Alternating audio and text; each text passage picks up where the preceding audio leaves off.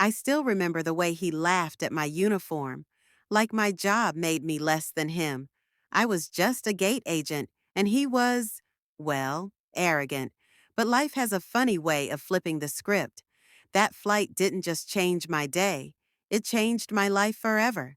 If you've ever been judged for where you work or how you look, this story is for you. Don't forget to like, subscribe, and stay till the end. Because trust me, what starts with a laugh ends with a love story you won't believe. Some people wake up dreading their jobs, but not me. I loved my mornings at the airport. There's something about the energy of a terminal coming to life. The rolling suitcases, the boarding calls, the scent of strong coffee floating through the air. It felt like the heartbeat of movement. Every day, I got to watch people take off to new places, some chasing dreams, some chasing love, others just trying to escape something. And me? I was right there at the gate, smiling, scanning tickets, making sure everything ran smoothly. Most folks don't give people like me a second thought. We're just the background of their journey, the uniformed face they barely glance at while scrolling their phones. But that never stopped me from giving my best. There's a quiet kind of pride in what I do.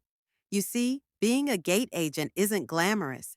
It's standing on your feet for hours, dealing with delayed flights, crying toddlers, and passengers who think yelling will make the plane move faster.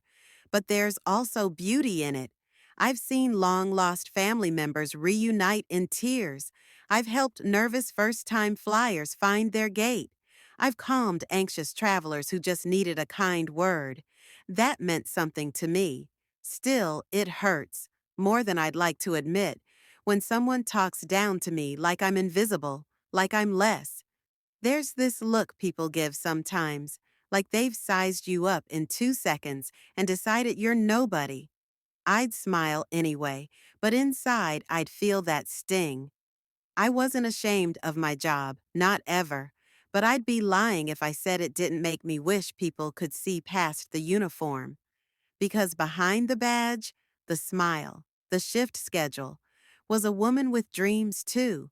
And on that particular morning, I had no idea how fast mine were about to take flight. He stood out the second I saw him.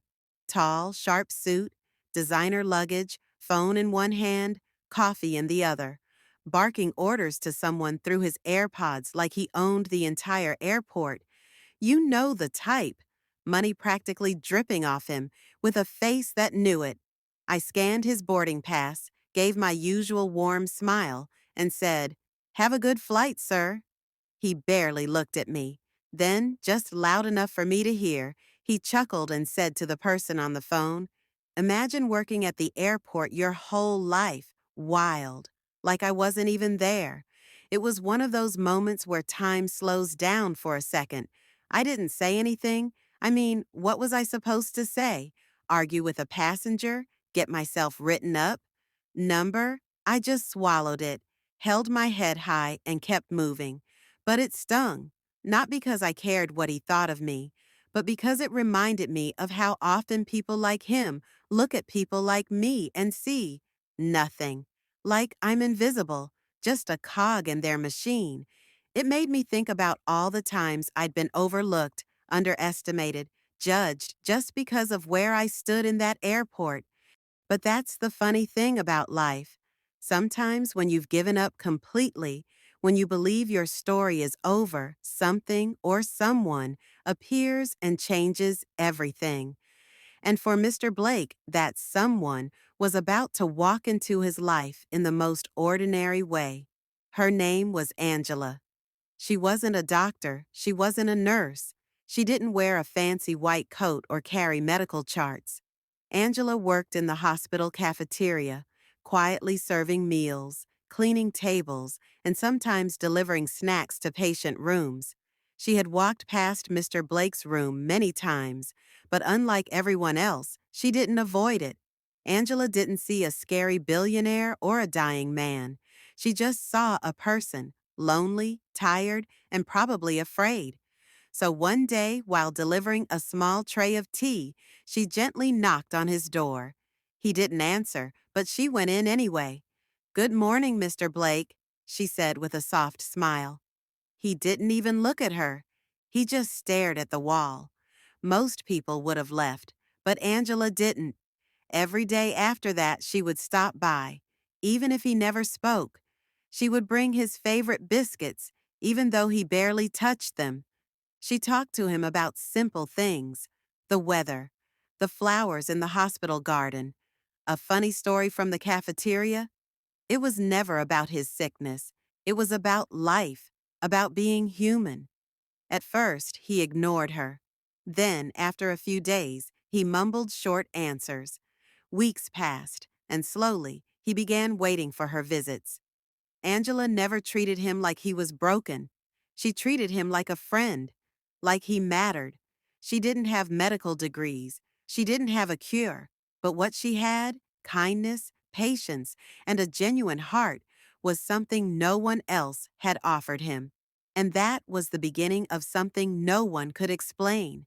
Mr. Blake's story was about to take a turn no one expected. Angela kept visiting Mr. Blake every single day. She didn't rush, and she didn't push him to talk about his sickness. She talked to him like he was just another person, not a billionaire, not a dying patient, but a man who could still laugh, who could still enjoy a warm cup of tea, who could still feel alive. One morning, something small but incredible happened. As Angela placed the tea on his table, Mr. Blake whispered, "Thank you."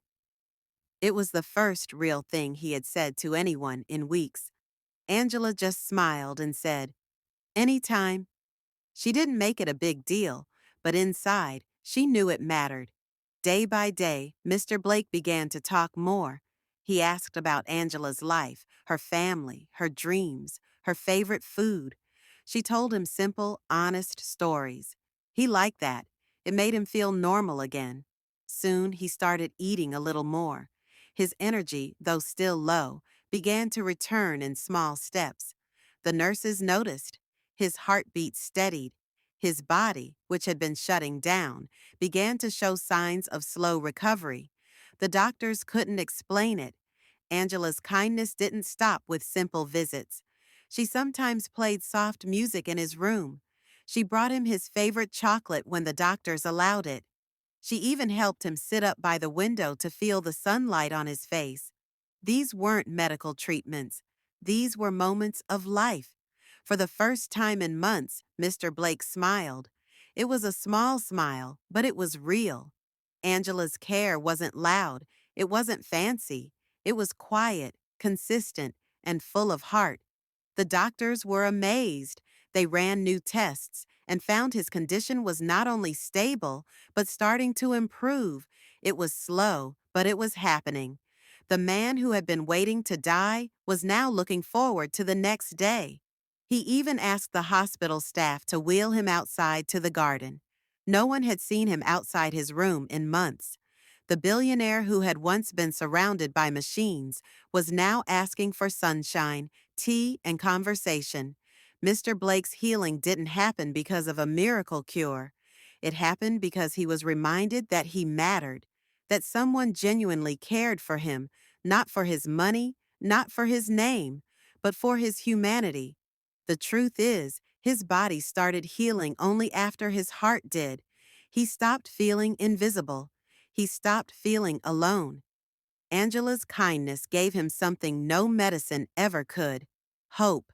And sometimes, that's all a person needs to start living again. As the weeks passed, Mr. Blake's health continued to surprise everyone. The man who was once too weak to speak was now asking questions, sharing stories, and even laughing. The man who had pushed the world away was now asking Angela to stay just a little longer each day. His body, which had been on the edge of shutting down, was healing. But the biggest change wasn't just his health, it was his heart. One afternoon, Mr. Blake asked Angela something he had never asked before. He said, "Why did you keep coming to see me when I ignored you? When I was rude? when everyone else gave up? Angela looked at him, smiled softly, and said, "Because I could see you were still in there, and I believed you were worth saving." Those simple words broke something open in him. He realized he had spent his whole life building walls to protect himself, but those same walls had kept everyone out. He had been afraid of being seen as weak, but Angela had seen his weakness and stayed anyway. That changed everything.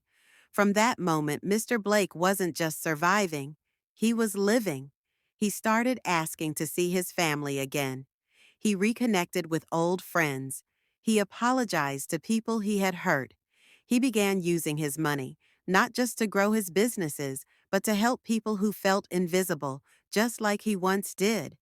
But his most important decision was this. He set up a foundation in Angela's name, one that supported kindness-driven community projects. He told everyone who would listen that Angela saved his life, not with medicine, but with kindness. He said, "100 doctors couldn't save me. They treated my body, but she treated my soul." Angela never wanted fame or recognition.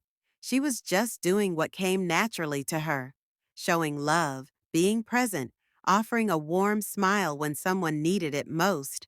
But her simple kindness changed a man's life forever. Mr. Blake spent the rest of his years living fully, not because he was cured, but because he finally understood what really mattered: connection, love, kindness, and it all started with one Black woman who chose to see him when no one else did. I still think about this story all the time. Mr. Blake had everything: money, power, access to the best doctors in the world. But what he really needed was something simple: kindness. He didn't need more medicine. He needed to feel human again. Angela gave him that without expecting anything in return. It made me realize we don't need to be rich or famous to save someone's life. Sometimes just showing up, listening, and being kind is enough to change everything for someone. Maybe there's someone in your life right now who just needs to feel seen. Maybe your small act of kindness could be the thing that pulls them back from the edge. Kindness can heal in ways we don't always understand, and Angela's story is living proof of that. Don't forget, it's the smallest things that often make the biggest difference. Thank you for staying with me through this story. If it touched your heart, please share it, because you never know who might need this reminder today. You don't have to be a billionaire or a doctor to change a life. Sometimes, all it takes is kindness. Make sure to follow and subscribe if you want to hear more stories like this, real stories that remind us what truly matters. And before you go, ask yourself, who can I be kind to today? You might just be the reason someone keeps going.